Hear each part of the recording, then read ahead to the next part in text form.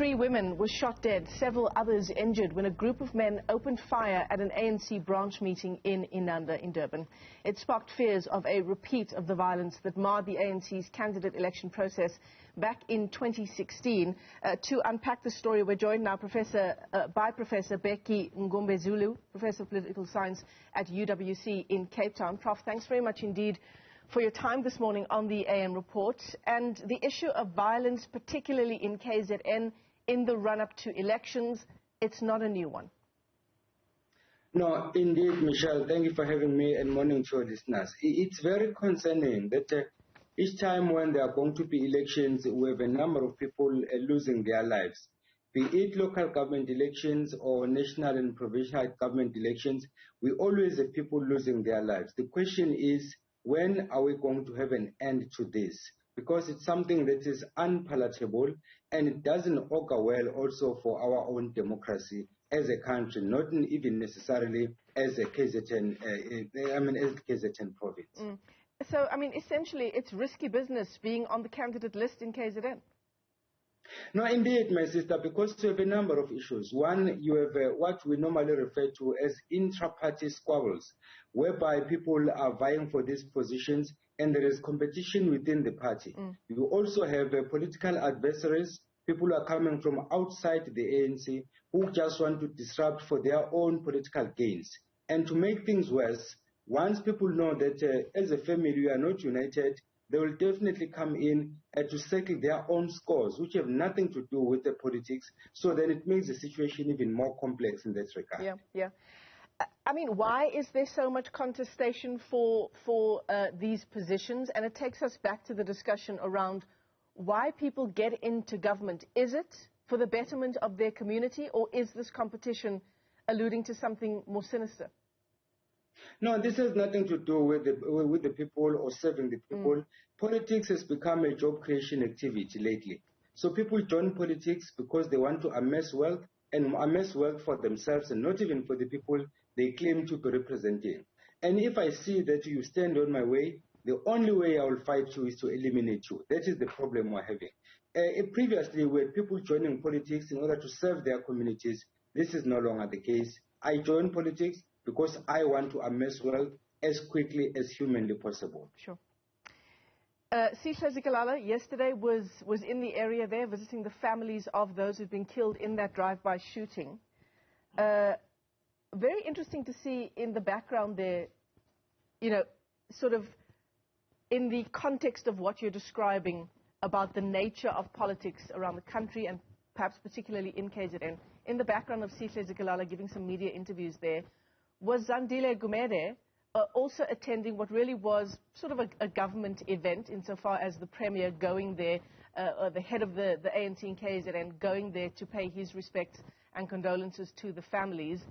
Zandile Gumede also attends. What do we make of that? No, Zandile Gumede is known in the area of Nanda and surrounding areas. So for me, it didn't come as a surprise because she would want to show support to the bereaved families. So I didn't see it in a negative light. In fact, I saw it as a positive thing to say, when we're in trouble, I'm with you. When I'm in trouble, you also join me basically in terms of attending my court cases. So I saw her giving support to her neighbors more than just her showing up as a politician. In light of what you've just talked about insofar as corruption and job creation and politics is concerned, given the kinds of serious allegations Zandile Gumede still faces in court amounting to hundreds of millions of rand, yes, it wasn't a government event per se, it was a party political event. Still, given the criticism that the ANC faces insofar as tackling corruption is concerned, was the optics the right one?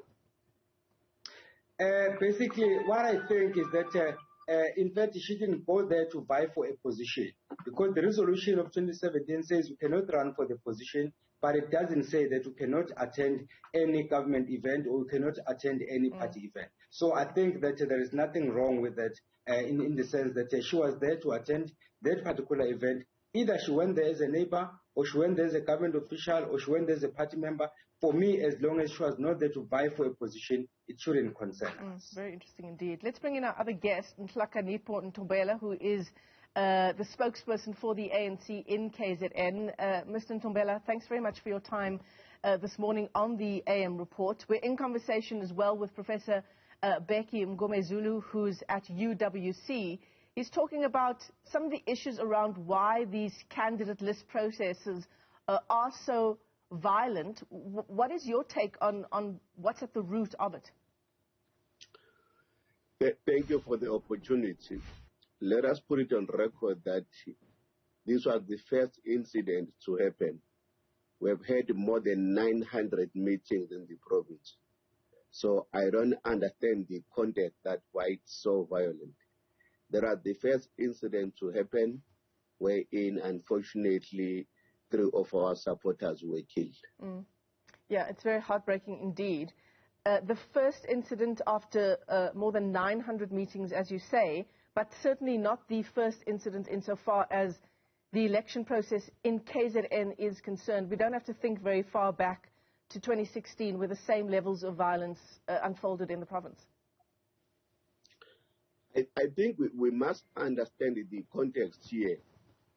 If you listen to the Minister of Police in his last presentation in Parliament about the crime statistics, Inanda is one of those highest affected areas in the country.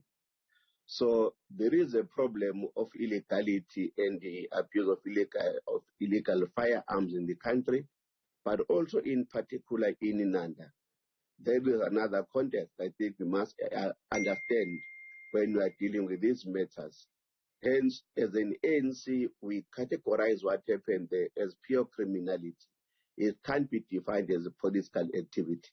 If it was a political activity, if it was a contest about local government elections, surely you should have targeted your opponent who is a candidate. Why shoot randomly at ordinary people who are women? There is an issue I'm saying the police must deal with, the pure criminality in that area. So the people in the area, the loved ones, pardon me, of those who were killed, Sihle Zikalala visiting the families yesterday, and part of what they were talking about is the lack of security at these nominations meetings. Is that something that in the future is plausible for us to have beefed up security at such meetings? Security is the responsibility of the police. Of course, there must be cooperation between us as an organization and the police when we plan such activity, when we understand the issues we are facing in that area. To alert each other timeously to say that we are planning this activity. Can you ensure that you play your role as police to ensure that people are safe and that there won't be any issue which might hinder the progress of the meeting we are taking? There is an issue plausible around the country, is it? To have beefed up police at political meetings, no matter which political party is involved. That's the one issue. The other issue is, you've just said that this is more generally related to violence in Inanda. It's not specific to violence at political gatherings. You understand, why would we have increased security, particularly at political gatherings, if the official word from the party in the province is that it's not a party political security issue? All I'm saying that within the security cluster, you do your assessment of the activities taking place within your area of operations. You understand the dynamics of the area you operate under. Based on those analysis, which they call crime intelligence analysis, you get to know that in that incident or in that activity, there is a potential of an activity which might be illegal, which might cause harm to others.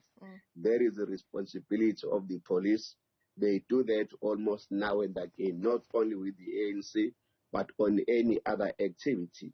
They've got that responsibility to make that assessment.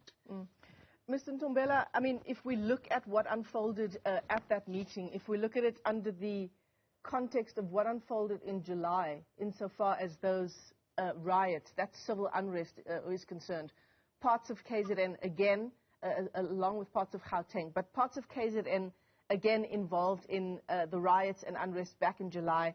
We fast forward and we build up to elections. We're seeing, again, an increase in violence. That province, is the party paying particular attention to the province of KZN insofar as political violence is concerned in the run-up to local government elections, given the evidence that's on the table? We come from that previous experience as a province. That we can't deny, that we have always acknowledged. That is why the processes we are undertaking as an organization and as a government in the province always try to ensure that we try and move from that direction. That is why we always emphasize cooperation between our people and the police to ensure that if there is any such element of criminality popping its head, let us cooperate with the police. The same thing we have alluded to this time around. That the Bheki which shot at the people surely came from somewhere within Inanda, and surely there is someone who might have seen that Bheki moving from point A to the point where it shot at people. Let us cooperate with the police. Let us give police information. But also, if you'll recall, when the Minister was there at some other time, people had complained about the police there at Inanda and their effectiveness. So it's a broader issue which we think that as we move forward, an extra effort must be taken into cognizance by the Minister of Police to see that how does he complement the security cluster in that area, because indeed there are weaknesses which have been even acknowledged by his own team of commissioners. Yeah, you're absolutely right. It is a problem that is a lot broader insofar as police efficiency is concerned, police capacity, political violence. There are a whole range of issues at play in the province of KZN. Let me thank you for your time this morning. Nhlalakanipo Ntombela speaks on behalf of the ANC in KZN. We were also in conversation with Professor Bheki Mngomezulu, Prof of Political Science at UWC. Thanks very much to both of you for your time.